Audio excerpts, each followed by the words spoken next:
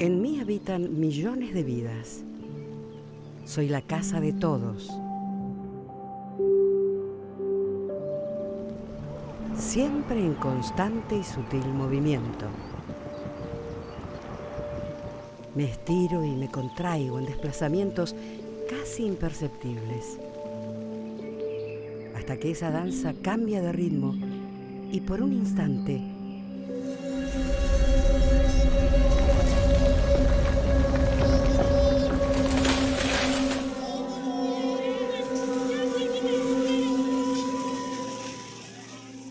luego del caos, vuelvo a mi ritmo habitual. Un movimiento casi imperceptible y constante. Sin embargo, ya nada vuelve a ser igual.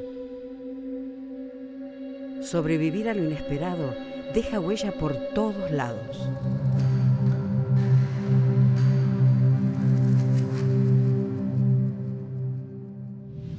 Hace 10 años habíamos ido a una convención de seguros de vida india y como estábamos por la zona dijimos, bueno, ¿qué podemos hacer que quede por esta zona que nos interese? Y surgió ir a Nepal, ir a Katmandú, conocer la ideología tibetana, las tradiciones y tratar de visitar el Everest. Este tipo de eventos tenemos muchos la posibilidad de extenderlo y cuando termina quedarnos en el país o visitar algún país vecino, que fue lo que pasó. Decidimos con mis amigos ir a Katmandú, a Nepal, con la idea de hacer un vuelo fotográfico para conocer el Everest. Llegamos tipo 9, 9:30 de la mañana a Katmandú.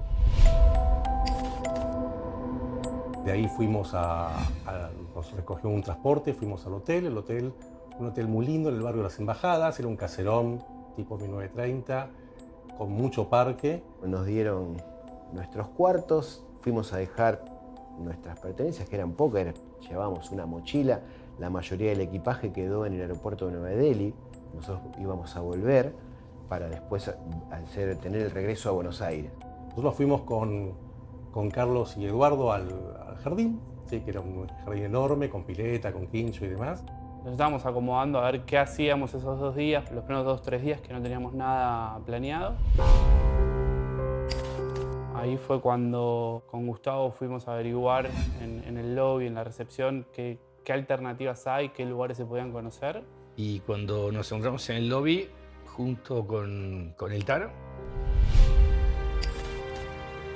nos fuimos a un lugar ahí en un subsuelo para tratar de ver qué se podía hacer, a buscar un plano y ver qué se podía hacer en el día. Mientras estábamos hablando, nos iban indicando en el mapita, bueno, les conviene ir a este lugar, este templo está abierto hoy. Empezamos a sentir que se movía un poquito la tierra. Al principio fue una sensación como la del subte, que no era nada muy fuerte. Y obviamente que en ese momento ni se nos cruzó por la cabeza que no había subtes en Nepal. Katmandú descansa sobre una de las zonas más inestables, donde 2 fuerzas titánicas, la placa india y la euroasiática, chocan sin descanso. Hace millones de años, su encuentro dio origen al Himalaya, pero esa colisión nunca se detuvo. Mis placas se comprimen, se hunden, se empujan entre sí. La tensión crece en silencio año tras año, pero no de manera uniforme. En algunos puntos, la presión se acumula sin escape posible, hasta que ya no resiste más. En 2015, la energía atrapada por siglos se liberó en un instante. Una fractura en mi interior. Un sacudón que dejó una marca imborrable en mí, en la tierra, en nuestro hogar. Y apenas se apaga la luz, la persona nos mira con cara de susto. Apenas nos mira, salta el mostrador y empieza a correr. Nos miramos con Paulo y bueno, corrimos. Llegamos a la puerta del hotel, a la recepción, y eran estas puertas que eran como tipo libro, y había un turista con la mochila trabado ahí, y trabado que no podíamos salir, no podía salir nadie. Y ahí con Gustavo lo empezamos a empujar, lo logramos destrabar y salimos todos corriendo en manada a lo que era una especie de galería que daba al jardín, a la pileta donde estaba el resto del grupo. Yo corrí derecho, pero bueno, parece que corrí para un lado, para el otro. O sea, no sé, se movía todo, pero no tenía ni idea de qué estábamos haciendo.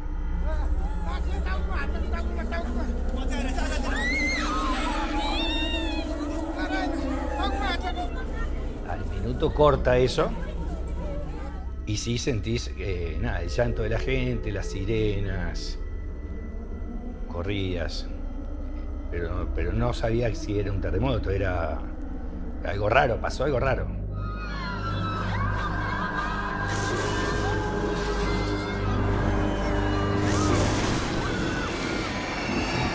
Y ahí, bueno, en ese momento lo pierdo a Gustavo. Ya la tierra se movía bastante, era muy difícil correr recto, iba de un lado para el otro. Y ahí es donde siento que me empiezan a caer cosas en el cuerpo, en la espalda. Y termino tirándome a donde podía, lo más lejos posible del hotel. Escuchamos en el fondo como si viniera un tren a toda velocidad, que no entendíamos muy bien a qué se debía ese movimiento, y vemos que hay cuervos que empiezan a girar, a volar.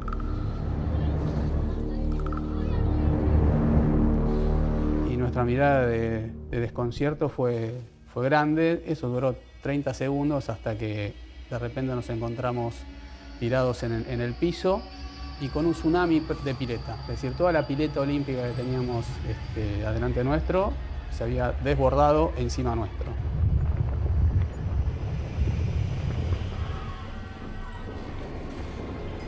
Segundos que eran eternos, hasta que en un momento ya se empezó a mover más.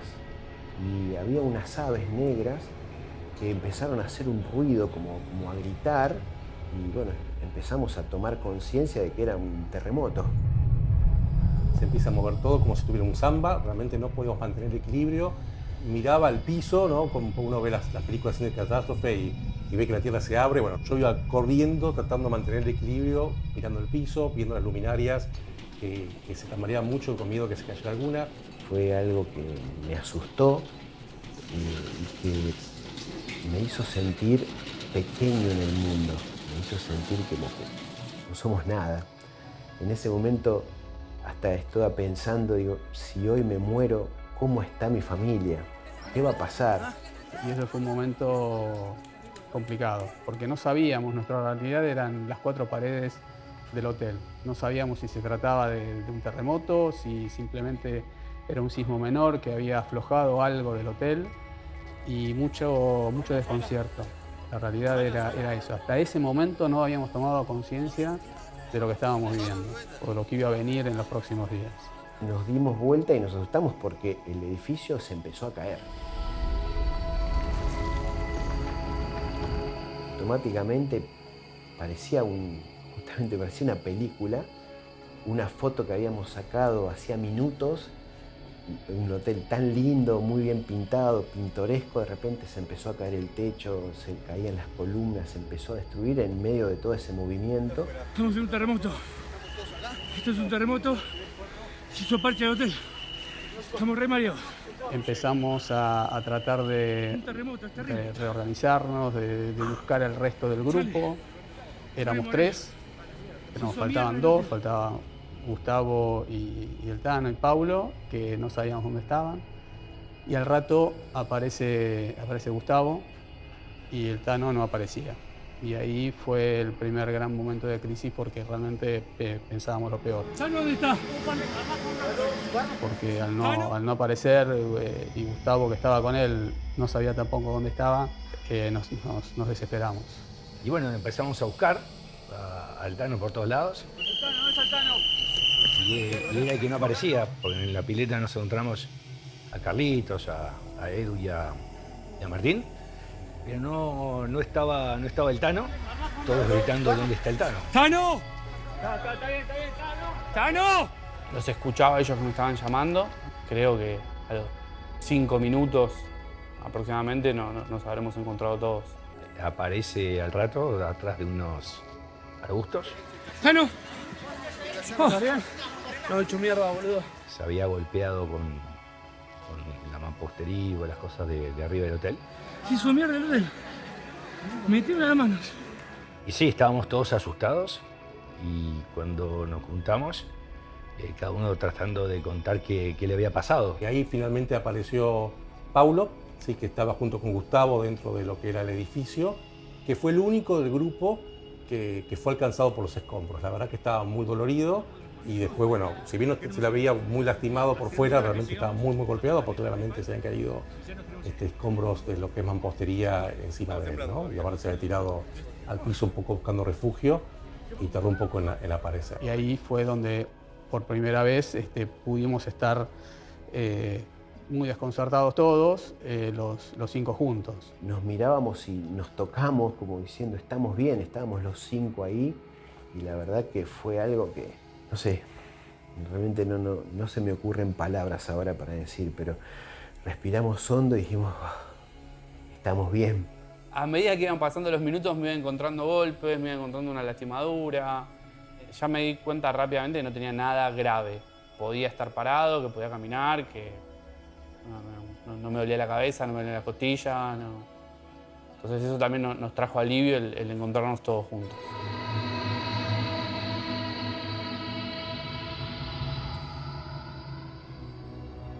Una fuerte réplica del terremoto del último sábado en Nepal se registró en la región de Katmandú, sin que en principio se reportaran nuevas víctimas o daños materiales. Después del primer sacudón, no llega la calma. Llegan las réplicas. Sigo moviéndome como un eco de la ruptura. La energía liberada en aquel 25 de abril de 2015 no se disipó en un solo instante. Durante semanas, mi cuerpo tembló una y otra vez. Nepal quedó marcado. Sus templos, sus calles, su gente. 9.000 vidas perdidas, 22.000 heridos y un territorio irreconocible bajo el peso de la destrucción. En el momento, shock, mucha adrenalina, no sentí miedo, creo que no tuve tiempo de sentir miedo. Luego lo que sentimos fue bronca, lo que sentí yo fue bronca, ¿no? Teníamos 2 edificios, uno enfrente y uno al costado, estaban sanos. Dijimos, mira el hotel que fuimos a elegir, justo este hotel se derrumba y se desmorona, ¿no? Eso fue nuestra sensación. En un principio no sabíamos si era algo realmente muy grave, si había trascendido el lugar donde estábamos nosotros instalados, o si era algo más. Había mucha gente que lloraba, que gritaba, estaba golpeada, asustada. En mi caso me quedé sentado en una silla, estaba muy enojado y estaba sentado tratando de pensar qué pasó. La pileta estaba media vacía y ves a todos que están llorando. Las sirenas es continuo, algunos ayudaban a unos al otro. Yo creo que a las 3-4 horas empezaron a decir que era un terremoto o algo por ahí, por el momento era solamente que se rompió el hotel, se cayó y no entendíamos por qué. Y cuando tomo conciencia de que efectivamente es un terremoto fuerte, ahí paso a modo supervivencia. Ahí era a tomar decisiones. Ahí uno se pone más frío. En mi caso, no me importaba nada, sino que tenía que resolver o tratar de resolver o ayudar a resolver cosas que iban pasando minuto a minuto y a tomar decisiones que después, a medida que iban pasando los tiempos, se transformaban en decisiones de vida o muerte.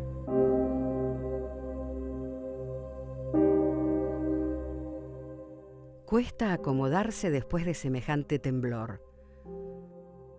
Hay una sensación de vulnerabilidad, confusión, angustia y sobre todo una urgencia para recomponer y volver a plantar los pies en la tierra.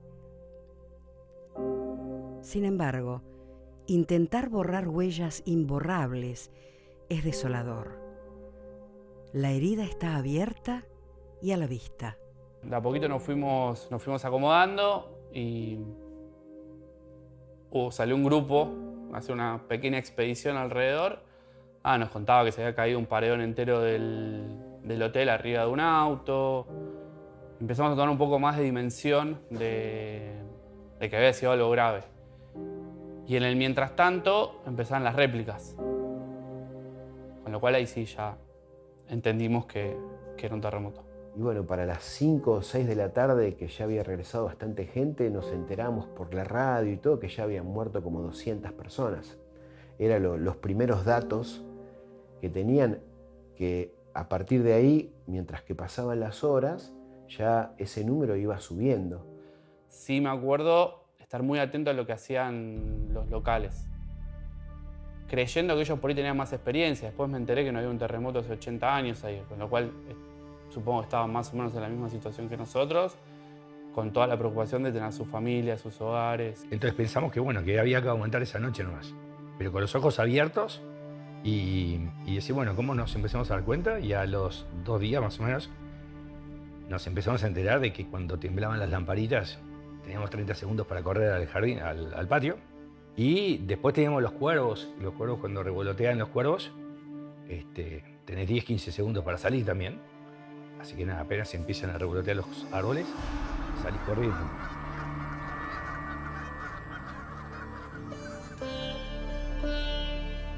Y entonces, después del terremoto, potente y aterrador, vino el silencio.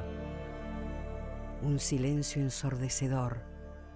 Aún frente a ese escenario devastador, prevaleció la necesidad más imperiosa: hacerse oír. Porque comunicarse es quizá la necesidad más profunda y vital.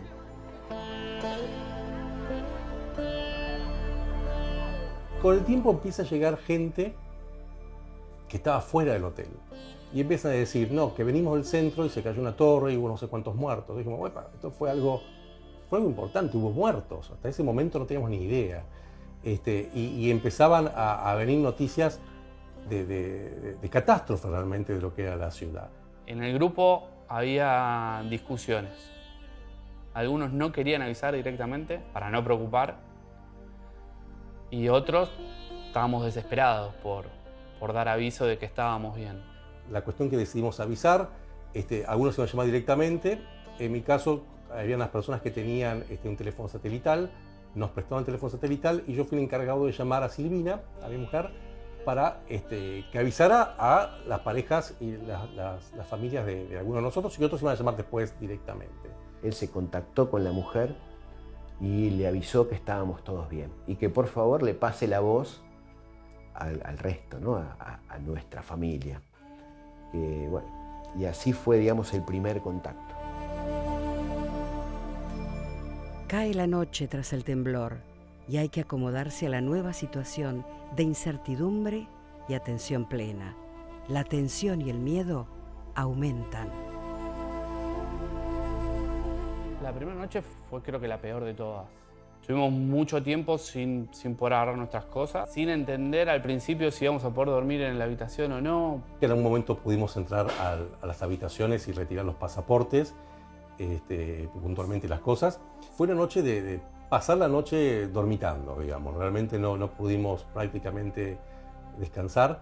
Había personas que ya estaban viniendo del centro, viniendo de lo que era el centro de la ciudad, que nos contaban, ¿no? Nuestro hotel se derrumbó totalmente, no tengo dónde ir. Entonces, bueno, obviamente pasaban, veían luces y entraban. Y ahí nos fuimos enterando un poco más en esta primera noche de la magnitud de lo que había pasado en el centro. La gran mayoría decidió dormir afuera, porque tenían miedo de que este lugar se caiga y los aplaste. A mí no me pasó lo mismo, yo realmente decidí quedarme. Había una mesa bastante grande y robusta, me traje frazadas y me traje un colchón de una plaza arrastrando del hotel para dormir más cómodo y lo puse abajo de la mesa y dormí muy bien. Ahí empezamos a levantar cada uno diferentes campamentos. Algunos armaban unos campamentos en la pileta, otros armaban campamentos con las mesas y la silla de jardín, las sombrillas, les ponían toallas y hacían tipo paredes, otros en el piso. Nosotros encontramos una galería para poder meternos ahí. El problema ahí fue que había muchas réplicas, había una réplica atrás de la otra y lo que recomendaban era dormir afuera, en la intemperie. Pero también llovía, entonces fue una noche que estábamos en vigilia, por decirlo de alguna manera, despiertos, no descansás, estás preocupado, estás pendiente, salíamos corriendo cada vez que se movía un poquito o que había las luces se movían o escuchábamos los pájaros volando, salíamos corriendo. El 26 de abril, una réplica de magnitud 6.7 estremeció lo que aún seguía en pie. Muchos pensaban que lo peor ya había pasado, pero yo todavía no encontraba el equilibrio y con cada nuevo temblor sembraba una certeza incómoda, que después de un desastre, la incertidumbre no se va, se instala. Al día siguiente empezamos a decir, bueno, a ver, ¿qué hacemos? El aeropuerto está cerrado, vamos a ir recorriendo la ciudad, a ir viendo a ver qué podemos conocer en el medio. Veíamos los edificios y sabíamos que abajo de ese edificio había personas, que veíamos los equipos de rescate que la estaban tratando de rescatar, las veíamos en los crematorios, las veíamos por todos lados. La ciudad estaba convulsionada, destruida y lleno de olor también. El olor también ya pasando los días se hacía notar. Entonces la conciencia estaba a flor de piel. Bueno, empezamos a ver que había chiquitos en la calle, tiendas con carpas y la gente que muere ahí, que queda ahí, pues la gente pierde sus casas y bueno, campamentos. Decidimos ir hacia lo que es Durbar Square, que es como si fuera acá Plaza de Mayo, donde están los edificios más emblemáticos de la ciudad. Y estábamos en el medio de una calle bastante fina, con edificios rajados, la mayoría de 2, 3 pisos no más, y se empezaban a mover. Todo eso voló por los aires. Y creo que nadie se esperaba una réplica tan fuerte como fue el primer sismo, el primer terremoto. Y nos agarró en un lugar con edificios de 5 o 6 pisos en calles súper angostas, que me acuerdo que en ese momento estaba con Martín, que nos miramos y fue como empezar a mirar para los costados, a ver, bueno, veamos qué edificio se cae para correr para el otro lado. Y esa fue tremenda, porque no sentíamos muchos lugares para salir corriendo. Y fue a mi criterio diferente, ¿no? Como yo identificaba el primer terremoto como si estuviera un samba, este segundo terremoto lo identificaba como si el piso se moviera 1 o 2 metros en forma lateral. No sé si fue una percepción mía o si estas cosas realmente pasan, pero no miraba para abajo, mirábamos para arriba, porque teníamos miedo de que se cayeran los edificios. Y el pensamiento en ese momento fue, estoy jugado. Se cae un edificio de Stanusafo, ahí tuve realmente miedo. Empezamos a correr, eran 200 metros más o menos que corrimos, no éramos tantos, pero golpeamos contra un lado y el otro, con las callecitas angostas, de golpear contra una pared, contra la otra, y viendo si se cae ese, se cae eso. Y corría con una desesperación, porque que sentía que corría para salvar mi vida. Efectivamente corría porque escuchaba ruidos atrás de cosas que iban cayendo, escombros, macetas, objetos que no di vuelta para ver qué era lo que sucedía. Y me acuerdo que me recriminaba todo el tiempo. No me puede estar pasando esto. Ahí sí sentí enojo. Esa es otra sensación, que en ese momento estaba enojado por haber tomado esa decisión. ¿Por qué no me quedé en el hotel? ¿Por qué no me quedé al lado de la pileta, en un espacio abierto? Sí, lo que sentís es cuando se te mueve la tierra y no tenés un lugar firme donde apoyarte, donde agarrarte. Y el miedo y la incertidumbre de para dónde ir, para dónde salir corriendo, o si por ahí lo mejor es quedarse quieto, no saber qué hacer. Eso sin duda fue lo que más nos movilizó, por lo menos en mi caso. En ese momento sí sentí que me podía morir. Había muchas posibilidades de que se cayera un edificio, se me cayera algo en la cabeza y me matara, y lo sentía. Entonces, y tenía la noción de lo que estaba pasando, que cuando estaba al lado de la pileta no la tenía. Y bueno, a los golpes llegamos a entrar a una plaza y ahí paró. Me acuerdo, nos abrazamos y no sé qué decir, me quiero ir. No puede ser que haya otro terremoto, no. Nada, en mi caso tengo que quedarme más enojado, porque no podemos estar pasando eso. Llegamos todos agitados, exaltados, nos abrazamos porque no podíamos creer que habíamos pasado eso, y era un crisol de razas, de religiones, de cánticos, de energía. Era como que Dios estaba ahí. Una energía muy fuerte, porque se mezclaba la alegría de haber podido sobrevivir, de haber podido pasar eso, es decir, zafé de vuelta, con la alegría colectiva del resto que estaba contento por haber sobrevivido otro día más y por estar dando gracias en un marco dantesco, porque alrededor de la plaza estaba todo destruido.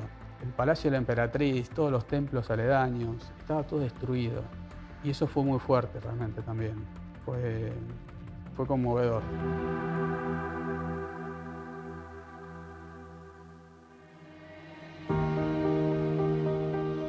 El miedo lo abarcó todo. Como siempre en la vida, ante la adversidad, la mejor decisión es aferrarse a los amigos. Ese vínculo fuerte, muchas veces, se teje aún más sólido en la dificultad y se vuelve imprescindible cuando la necesidad es la supervivencia.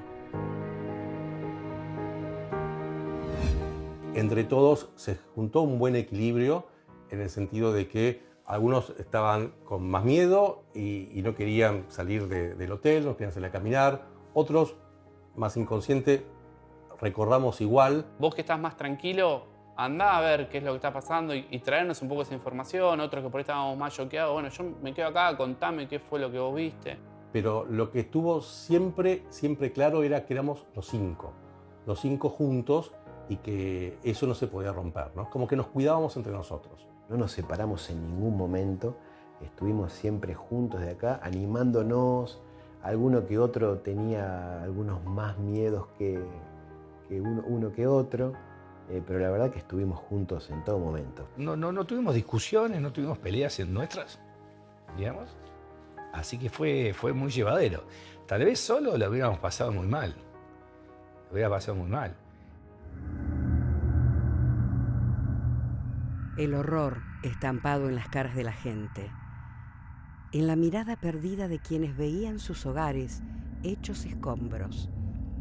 Cada casa destruida era también un pedazo de sus vidas que se desmoronaba, y en sus ojos se leía el peso de una tristeza que los había tomado por asalto.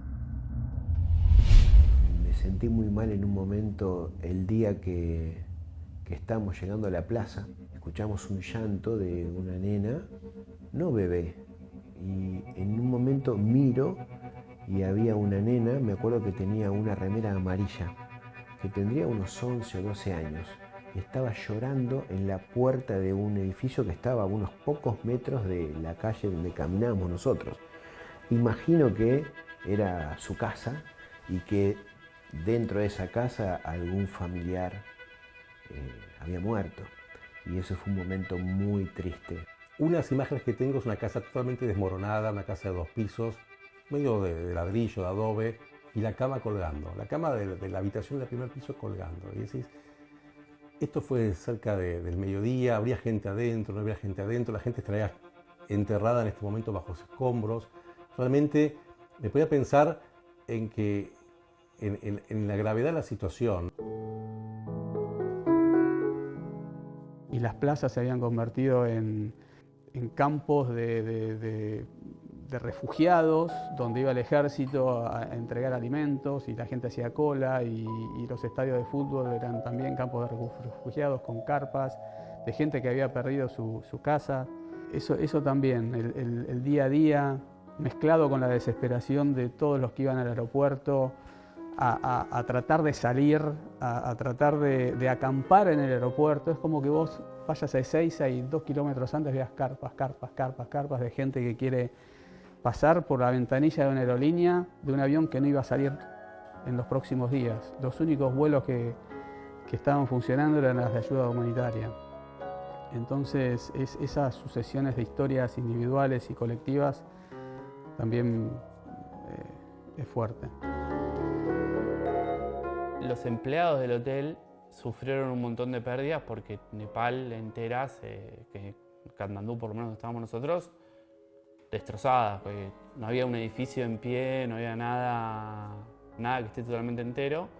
Y vos veías cómo ellos estaban totalmente abocados en atendernos a nosotros, de que estemos lo mejor posible, de acompañarnos. Eso me llamó poderosamente la atención. Cuando uno probablemente en una situación como esa, capaz que estás pensando en vos, en cómo te podés salvar vos, ellos al contrario, estaban continuamente viendo cómo poder ayudarnos a nosotros.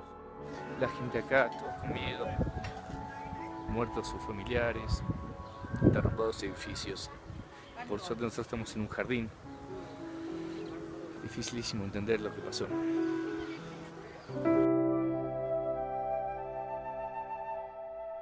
Tanto la vida como la muerte tienen sus rituales. En Katmandú, a los muertos se los crema a la vera del río Bagmati. A pesar del caos del terremoto y sus réplicas, las ceremonias continuaban para dar paz a los fallecidos. Nos habían hablado que había un crematorio, no sabíamos lo que era un crematorio, hasta que lo vimos. Pero hasta ahí, bueno, decís, bueno, será un paseo, como cualquier otro paseo.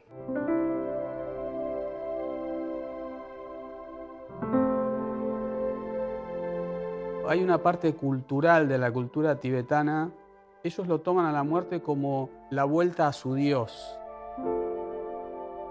La ceremonia comienza con una pira funeraria. Una pira funeraria es unos troncos con paja donde ponen al muerto y lo creman. Y esas cenizas van cayendo a una rama del río Ganges. Y la unión entre las cenizas y el Ganges hace que ese cuerpo vuelva a su Dios. Y cuando empezamos a ver el crematorio y empezamos a entender cómo era el rito de cómo los quemaban, los tienen que quemar rápido por una cuestión de sanidad. Pero de vuelta, están acostumbrados. No es que por el terremoto, siempre hacen lo mismo. Lo más barato es pagarle a un tipo que lo queme. No daba abasto la estructura que ellos tenían armada para cremar los cuerpos. Y para ellos es algo tan importante que lo hacían igual de cualquier manera, y estaba todo tan desbordado que entendí en todo momento que es algo cultural, y entendí también que a pesar de todo lo que estaban viviendo, ellos querían avanzar con ese ritual. Entiendo por una parte religiosa, pero también entiendo para evitar quizás una crisis humanitaria mayor. Eran imágenes muy, por momentos bizarras, porque en el medio te encontrabas de todo eso a alguien con la camiseta de Argentina. Dije, estamos en todos lados, porque son fanáticos de la selección nacional. Entonces vos tenías la pira funeraria, con cientos de personas en el piso, con más gente quemándose al lado del río, y uno con la camiseta argentina. Todas las piras funcionando, al lado de las piras, filas de personas tapadas con telas, con mordajas, esperando al costado para que les toque el turno y que fueran cremadas, y donde se veía que se acababa el crematorio, que continuaba el río, se veían camionetas bajando más cadáveres y armando crematorios, piras improvisadas, porque no daba abasto. Eso realmente nos mostró la magnitud y nos hizo ver la muerte más de cerca, ¿no?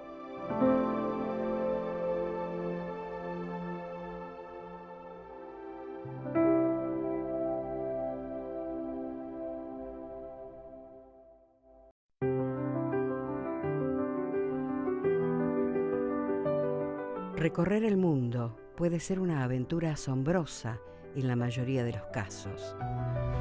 Pero en ciertas ocasiones, la mejor parte del viaje es volver a casa. Yo no tenía pasaje de regreso. Sí tenía pasaje de regreso de Nueva Delhi a Buenos Aires, pero cuando hice la compra del pasaje desde la India, me puse contento porque había comprado un pasaje más barato que el resto y era un error mío porque me olvidé tildar ida y vuelta. ¿Qué hacemos con Carlos? Nos quedamos todos, se queda uno. Como Carlos no conocía el idioma, para lo cual estar en Katmandú sin pasaje y sin conocer el idioma era como directamente dejarlo a la deriva, pobre Carlos. La verdad que nadie lo quería hacer. Íbamos al aeropuerto, cada momento libre agarrábamos un taxi y nos íbamos al aeropuerto tratando de conseguir un pasaje para que yo regrese a Nueva Delhi. Era una situación que a medida que iban pasando los días nos iba generando un poco más de estrés, porque nosotros siempre teníamos una fecha. El 30 de abril nos volvemos. O, por lo menos, no hay nada que nos haga pensar que no nos vamos a volver. Pero Carlitos no sabíamos cuándo iba a poder volver y imagínate que nosotros teníamos pasaje y no podíamos... No nos atendían, no nos respondían, a él menos. Bueno, hasta que el tercer día, o cuarto, no sé ya qué día era, dijimos, tenemos que entrar sí o sí. Y vemos que había un sector que era las oficinas comerciales de las aerolíneas, que ahí no se podía ni siquiera ingresar, pero había un sector más separado, que era una parte de los pilotos y oficinas administrativas. Justo el piloto nos escuchó hablar. El piloto, no recuerdo el nombre, pero sí recuerdo su nacionalidad, era alemán. Y cuando nos escuchó, nos preguntó el país y al decirle argentinos, nos miró de una manera muy particular, porque hacía poco que Alemania nos había dejado afuera del Mundial y con un aire como un poco de sobrador y gastándonos, se apiadó, digamos, de mí y me dijo, yo te voy a ayudar. Si no tenés asiento en el avión, yo salgo en 1 hora para Nueva Delhi. Si no tenés asiento, te venís y te sentás conmigo en la cabina. Así que Carlos, de no tener pasaje y de no saber cómo volver y de ser el último en irse, terminó siendo el primero que puede evacuar de Nepal. Y vuelve y nos estaba esperando en India cuando nosotros llegamos. Así que por suerte pudimos resolver eso, que nos trajo una tranquilidad a todo el grupo, a esperar nuestra fecha de regreso.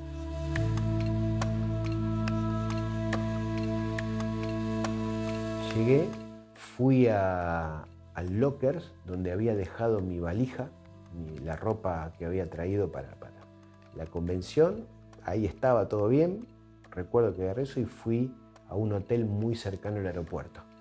El resto de mis amigos tenían vuelo para ese mismo día a la noche.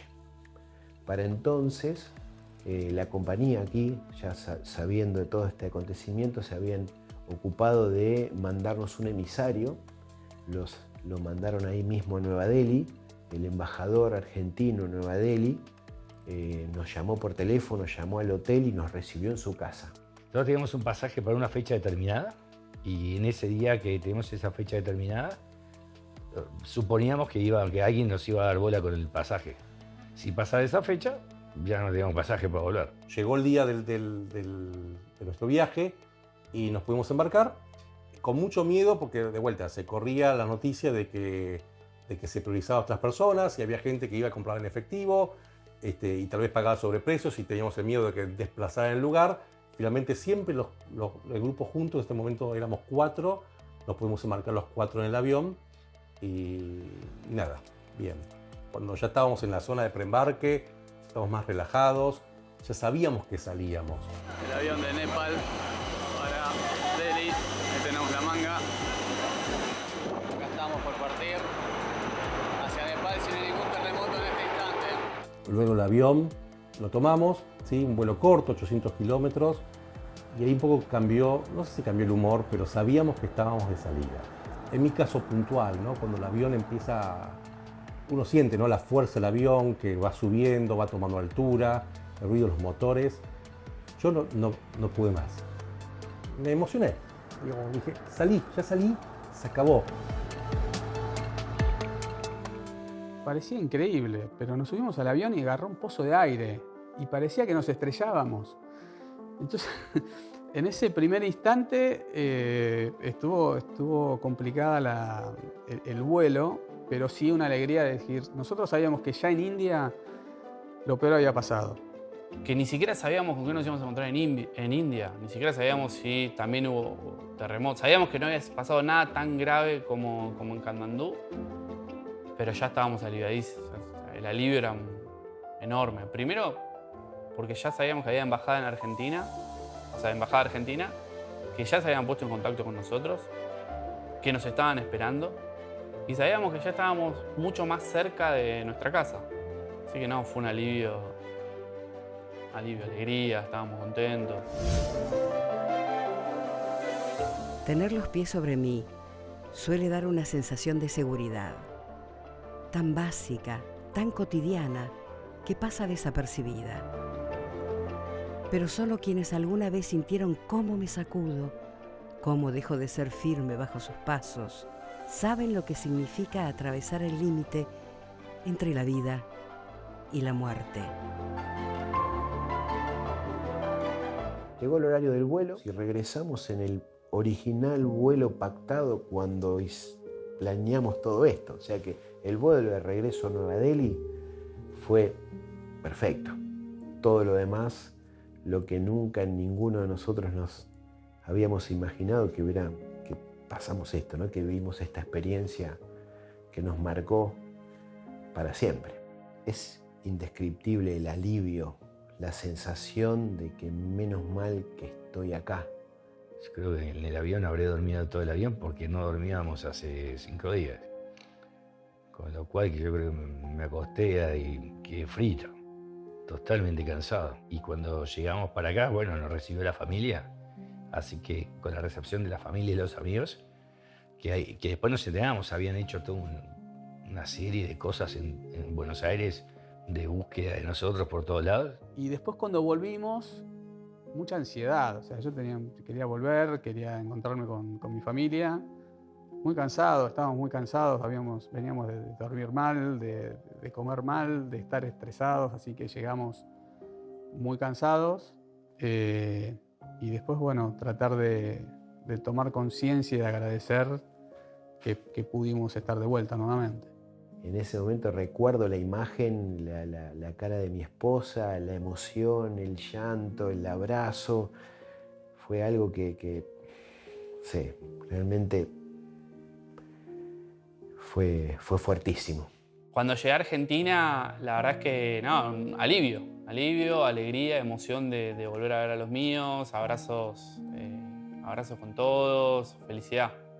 Muy, muy contento. Llanto, sobre todo ese llanto de soltar toda la tensión que estuvimos tantos días. Yo hoy lo pienso en retrospectiva y fue un momento muy emocionante, especialmente ese abrazo con los seres queridos, ¿no? que había tardado tanto tiempo en juntarme. De vuelta, 5 días, pero bueno, yo venía de un viaje anterior, pero de esos 5 días que realmente podía haber sido totalmente diferente la situación, ¿no? Fue la verdad que muy emotivo estar en casa. Sentir la sensación de pisar tu suelo es algo que no voy a olvidar nunca. Realmente es muy lindo volver a casa.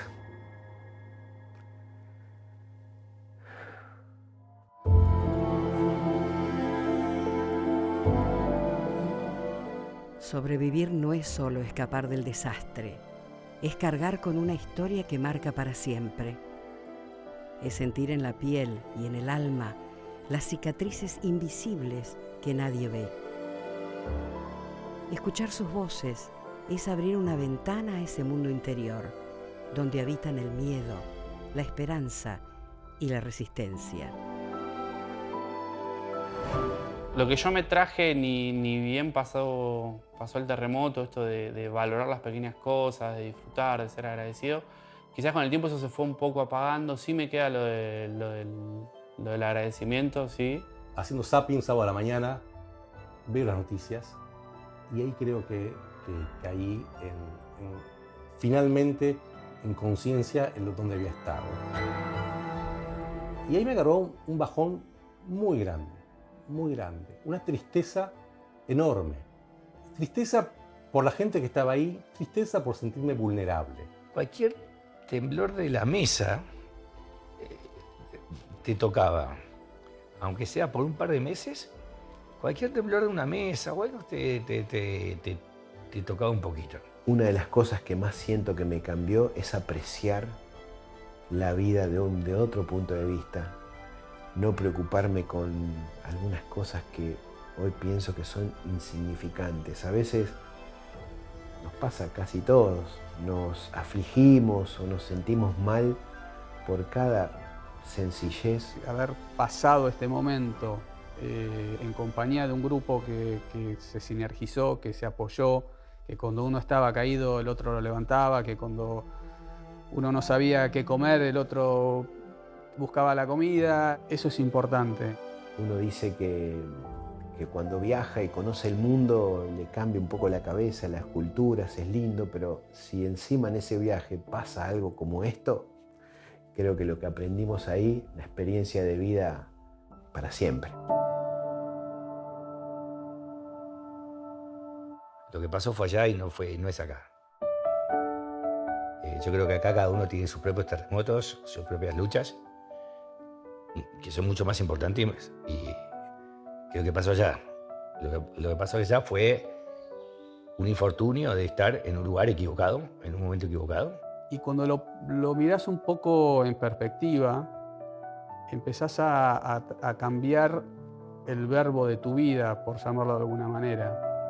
Yo voy a estudiar determinada carrera, me voy a recibir de médico y eso va a pasar en algún momento del futuro, va a pasar mañana.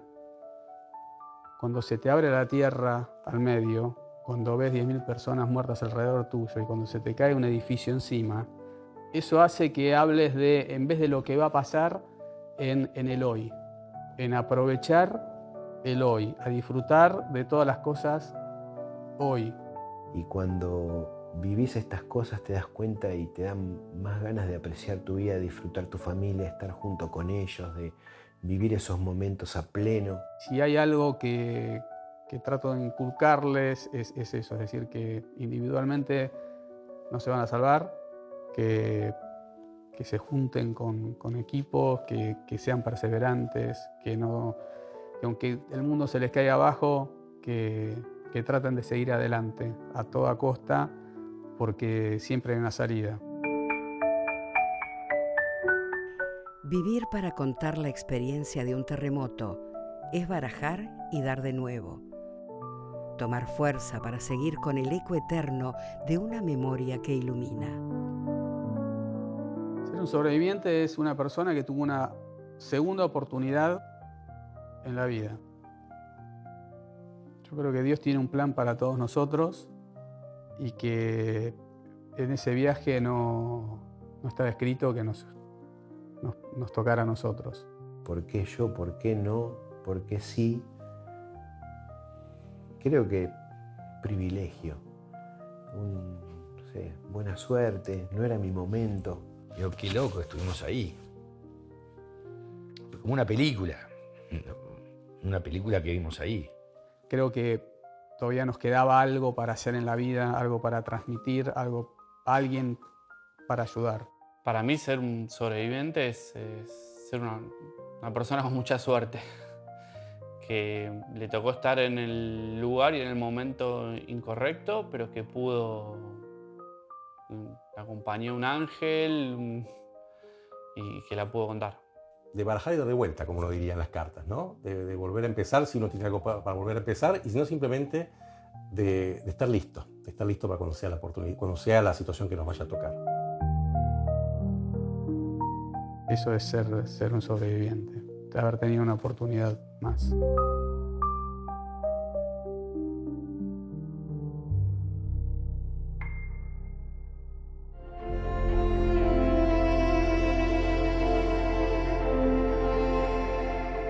El mundo gira en su danza eterna y yo, la tierra, también. Me desplazo en tensa calma. Sobrevivir al desborde de esta coreografía natural es también, entre muchas heridas que dejan cicatrices, resurgir y tener la oportunidad de resignificar la existencia.